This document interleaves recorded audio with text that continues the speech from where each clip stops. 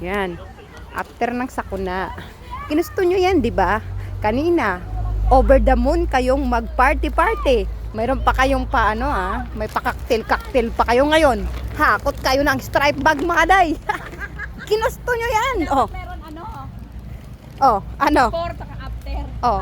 Ito yung after, wala nang before. Masaya na kayo kanina eh. Gusto nyo happy-happy? Ano? Ano?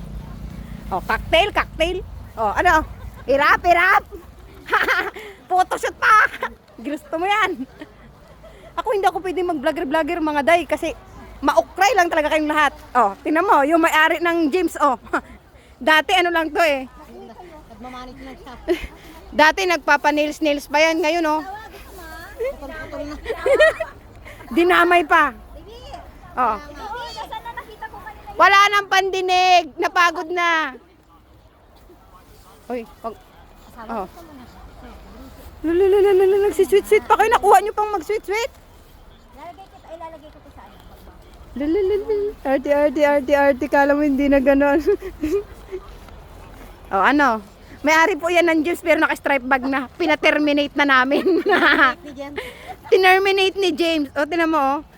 Si James na po ang bahala. Karton na lang ito. Tutupi na lang sa liba. Oh. Paano yung kastol?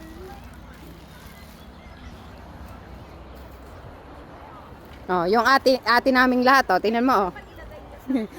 Akala nyo lang kaganina. Tagaluto ko sinera lang ng pamilya yan, oh. Pero ngayon, oh. Wow. Panalo yung bitbit, oh. Kanina maraming bitbit. Pag uwi, mas madaming bitbit.